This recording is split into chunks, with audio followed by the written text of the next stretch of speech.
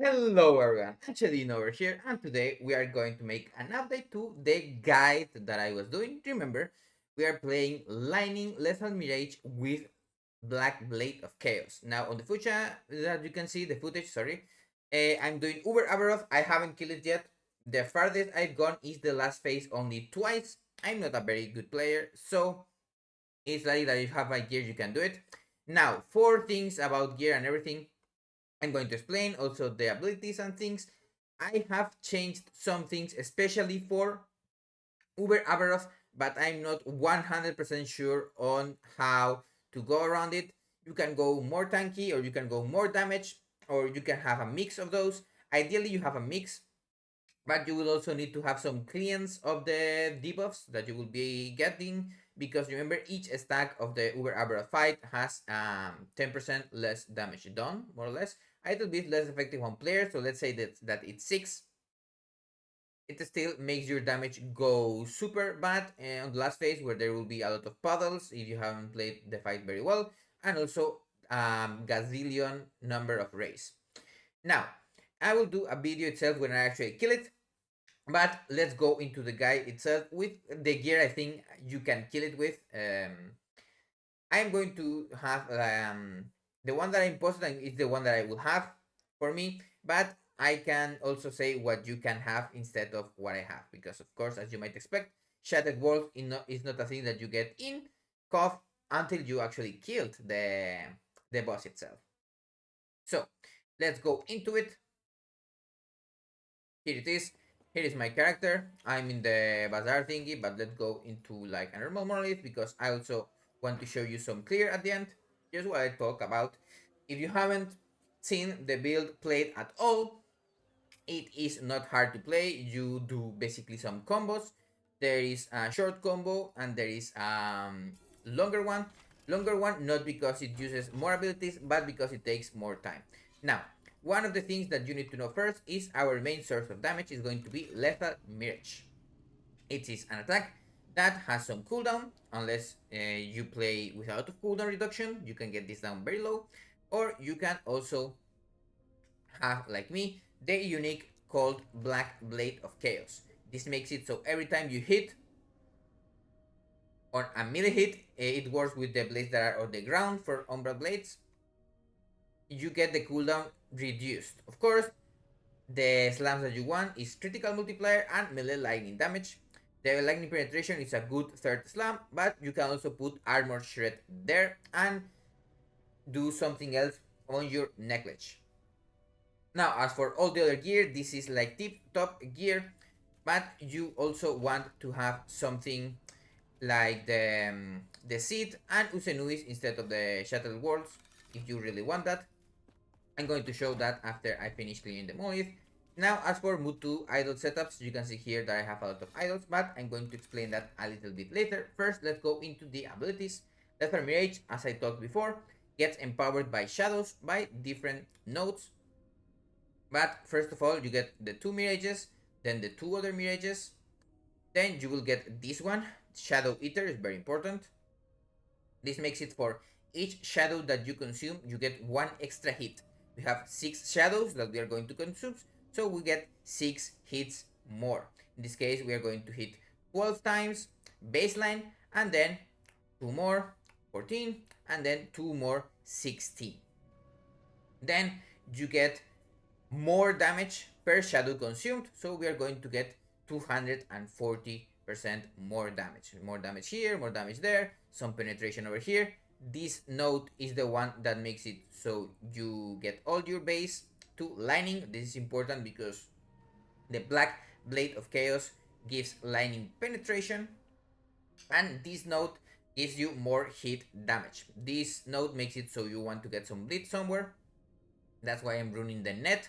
I'm also the Umbral Blades to get some bleed on there, and even the Blessing thanks to having extra resistances.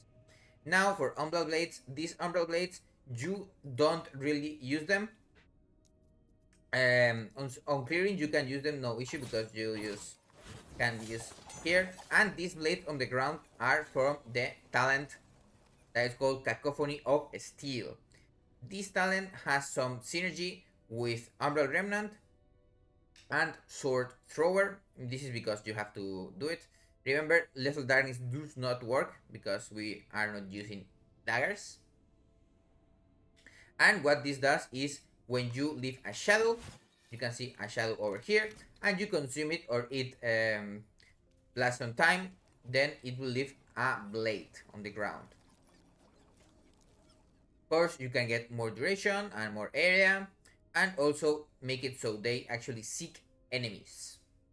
Now, of course, getting chill and things like that is very good because remember, chill reduces the attack speed of the characters. And if you want, you get Twilight Assault. This is because this way you can throw 3 and you reset the Lethal Cadence. Lethal Cadence, if you don't know, is the talent over here that increases our damage by 100%. Now, I do expect people to know everything about the rock tree, but I'm going to explain it a little bit later. Now, a smoke bomb is something that you proc from net, thanks to Into the Shadows. But a smoke bomb, this is a smoke bomb for doing Uberroth. It's going to make me cleanse when I pop it. I mean, when I pop it net, it's going to cleanse my debuffs. Right now I have 10-second cooldown. Ideally, you can get some cooldown reduction on your boots and on your belt, but I don't have it because right now I didn't hit on my belt, and on my boots I'm using some extra life instead. Of course, you can get a 3LP Foot of the Mountain, but they are very rare. Ideally, you could get cooldown reduction over there too. Now here, this is very important because we get shadows by popping it, and you also get smoke blades, a very strong buff that gives you 20 more melee damage per stack. It has unlimited stacks, but because we only have one smoke bomb, you can only get up to 4. If you have out of cooldown reduction or other things, you can get more than 4, but with my current setup, I can only get that. As you can see, we get up to 6 shadows, and then as they run out, they get those blades. Now, why are we using net? Net has some good things. One of these, of course, is that it puts some bleed on the enemy when it procs. It also leaves some caltrops that also put bleed and also shred armor thanks to our neck and other things. And you also get more damage to slowed or immobilized enemies. Enemies are going to be slowed a lot of the time because of net itself when it procs, and also thanks to a smoke bomb. Smoke bomb also slows enemies. Slowing, of course, is very good because it makes it so they get less movement speed. Now, net, of course, is nothing crazy, and I only want to get that because if I get net from 15 points in Falconer, I have extra dexterity that lets me get to another breakpoint. Every 5 dexterity, we get some extra penetration on our lightning and our void damage. All of my gear is tailored through getting dexterity. My red rings of Atlaria have 5 tool stats and dexterity possible. Some of them have less resistances and less other things, but that is the idea. Bone Clamor Barbute, same thing, it has a lot of dexterity and some defensive prowess through the extra armor and the ward per second. The ward per second is nothing crazy, but it's still very noticeable thanks to our minor idols too. We get some ward retention, ward per second, and health. You can try and use the armor and health one, but those are way expensive, more expensive. Now here I have at least one pincering heretical idol, whatever it's called, for armor shred effect. Armor shred gets the most effect around 80 or 70 stacks for elemental damage that we are doing, not physical. For physical it has a higher point, and we get the effect makes it so 1 point of armor shred is more effective. So at around 50 or 60 stacks, I already kind of cap my damage with that. So that is why if I get more of these idols, I used to have 3, but now I only have 1, the damage didn't go up that much. Of course, if you manage to get all of them enchanted with the 9% multiplier and the multiplier is high, it's still going to be very good. But we also have these ones that gives us some flat melee damage You can see here, and also percentage melee damage and some vitality. It's nothing crazy. Right now, of course, we don't have any regen because of Titan Heart, but if you take this one off, you can see I have 66 regen. When I have, for example, the core of the mountain, with this one, we'll have not much regen, but we get more vitality, with more get more anything. As you can see, my armor is quite higher, thanks to, of course, having more strength and other things. Of course, we are not running core of the mountain right now, and that means that we get that 15% extra ledge damage taken. But for idols, I'm very I don't know which ones are the best. I also have the ones that have health and ward per second and ward retention. Maybe for clearing monoliths, I actually recommend these ones. For doing Uberroth, I still need to see the balance between damage and survivability, because if you know it gets longer, it's going to be harder. Now we have seen the abilities and our gear. The blessings are, as you can see, shred, endurance, at least until we get the core of the mountain. Then we can change it to something else like armor or one of the others. Physical damage, same thing. Maybe you can change this one to endurance threshold, but I can't because of reasons. And I have bleed, but you can put the all resistances node, it's very strong. For clearing monoliths, you can also run the critical strike avoidance, so you don't get crit as much. Right now I run 0 crit, because this build is to kill Uberroth, and I can smoke bomb him most of the time. Same thing with critical multiplier. You can get some health, or you can get some void resistance, or void shred, or void damage. Remember, we also do quite a bit of void damage. Not a lot, but enough for it to actually make a difference. Lightning shred, of course, very important. I am going to run this lightning shred at least for now. I have done some tries with 100 lightning damage increase instead of lightning shred. I haven't seen any difference, but also when I took this one off, I also didn't see that much of a difference because I already have a lot of pen. You can run, of course, the extra ward per second or the ward decay threshold, or even get some extra mana if you are going to run that seed helmet. You can even get some health regen. This would make the health regen go to almost 100, quite good. If you don't get one shot, of course, you are going to notice that quite a bit. All the other ones are not that important. Now let's go into our passive tree. Our passive tree is nothing crazy. This is like the general Bladedancer with coated blades. You get as much dex as possible because this physical damage is not that good. Lethal cadence to get 100% extra damage on our third attack. This note is only to get the next one. Evasion, very important to get less damage taken while moving. This is also very good for us because right now we have two states of being.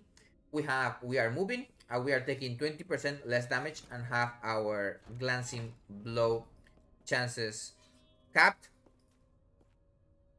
It says 179, but when we are in a real monolith, it's going to be somewhat lower. And then when we are stuck for at least 1 second, we get the foot of the mountain buff, making us have a lot of endurance threshold. And also, if we use a pop, we cap our endurance threshold because of Jungle Queen's chaps. Of course, if you don't know what the other items are, it's my Mirage Champion Bracers, whatever. The Silta Fix is the important one that gets +1 shadows. Annihilus with good stats and shred, and then Shattered Walls with Lethal Mirage. Foot of the Mountains and Jungle Queens are nothing strange to have in builds. They give dex, they give damage, they give good things. Now, after doing everything over here, let's go into our Bladedancer tree. Same thing, as much dex as possible. And then we get the flow. The pursuit, 5 points is enough to have it. But remember, we get the extra move speed, and it's very good because of agility. You get 1% damage per 1% movement speed. This means that every point of movement speed is some damage that you can get.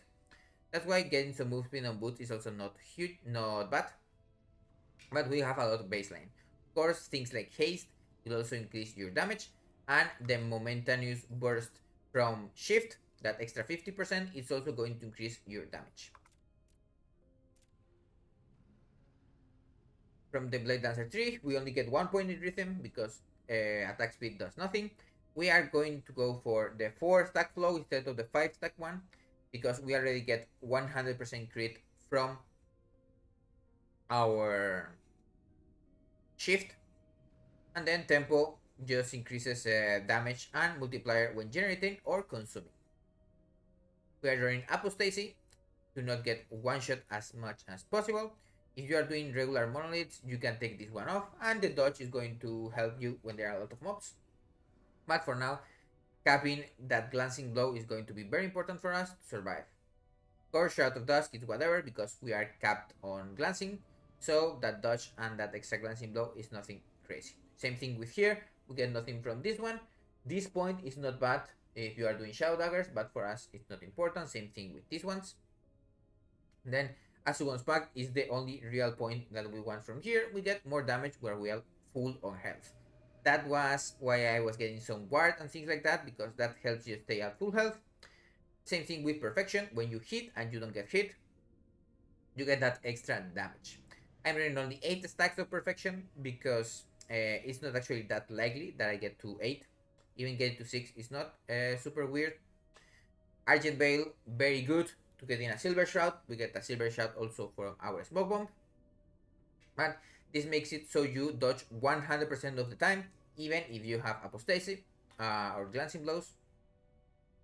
Then Confidence and Critical Eye are just to get to the next points. Spellbreaker, I think it's a very bad note, but you can put 1 point for the Frailty chance. Just if you don't have Frailty anywhere else, getting mobs to do 18% less damage, it's very good. Hook Blades, you use this point if you don't have any armor shred anywhere, otherwise you just don't use it. Death Door, of course, it's very good. Makes it so you get less damage where you are at low health. And also, you get more critical multiplier if you get below the threshold, and it lasts 5 seconds. A lot of multiplier, but everything that is not a critical will do less damage. Extra shadow, of course, good to get up to 6 shadows. And you get an extra point of perfection if you are at full health. Now, for marksman, we get some dexterity and concentration. We don't have a lot of points in concentration because we have points in the falconer tree, but it's still not bad. 4% extra damage is nothing to sneeze at. After falconer, we're going to put 5 points in raptor wings, and then 1 point in wilderness code, 1 in outlandish tenacity, and 8 in agile hunt. You can move these points from agile hunt to outlandish tenacity, or I think if you are not going to get to a breakpoint, getting that extra endurance threshold is very big. Now, that is for most things that you want to know about the build. Now, you have seen some gameplay on the Uberroth fight at the beginning. Let's get into any monolith, whatever it is. For example, let's do this one. And I'm going to show you some things that will change now that we are inside the monolith, because for some reason, as you know, we have different stats. Of course, this is the first charge of the monolith of the day, so it's going to take a little bit longer. But still, what you want to have at least is your capped glancing. Then maybe use the extra idols and other things to get the damage. I'm running the offensive idols, but you can run the defensive ones. It's going to be a very big difference. You can get up to 1,600, but around half 1,300 on my things. And you're just going to shift around and use your lethal mirage. Of course, using lethal mirage, sometimes if you don't hit any mobs, you will get less things. But also remember that you can use a smoke bomb to get that extra power. And also the damage when you have shadows and when you don't have shadows is going to be very, very different. To remember one thing, If you have apostasy, you're actually way weaker in a group of mobs because all of them are going to hit you, as you don't have any dodge rating. But for the most part, it's going to be fine as long as you keep your distance and you keep doing that. Of course, as you can see, when I have shadows, the damage is very strong. And also, this build is very good because for most, let's say, things that you want to do, you can just do the fast combo and they instantly die. Same thing with champions and for exile mage, you just do that one. There's also another fast combo that is the synchronous strike from sure, and then we do that. As you can see there, I'm not in a super high corruption. This is only 600. After finishing this one, if you want, I can do one with 1000, but it's not going to change a lot of things. They're just going to take more damage and they take more time to die.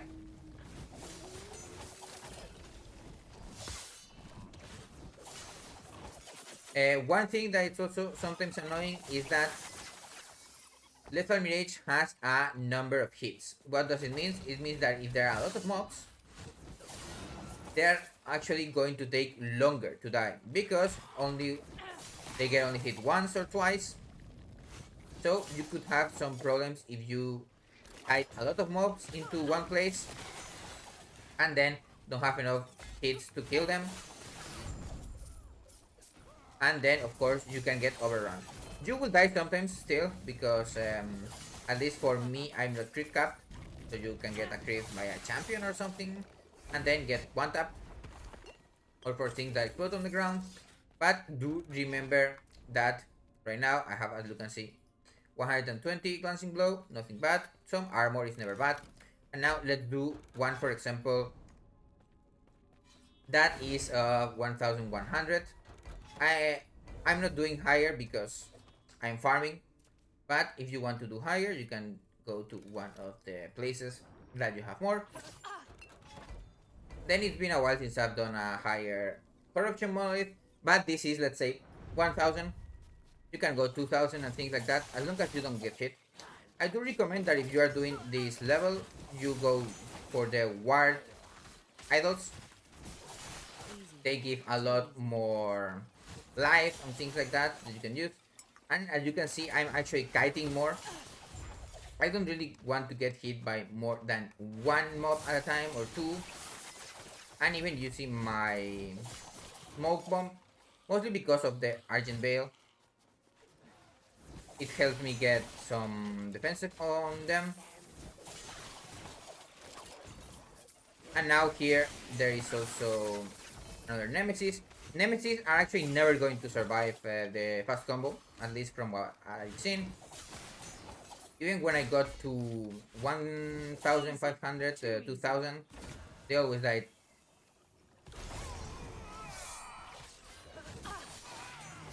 You can see, maybe they take one or two instead of 1 second, but it's nothing amazing. Of course, do be very careful in the Weaver zones because a lot of things hit very hard when you are at more than 1000 corruption. But for regular monoliths, you can just keep going into them like this. You shift and go into that. Of course, if you have some regeneration, you can actually use more attacks. But just shifting around and using Lesser Mirage is going to be enough for most things. Until you have your red rings, of course, you can use the Jewel Rush like I've done in other places. But for most things, as you can see, even on 1000 or something, the difference is not big.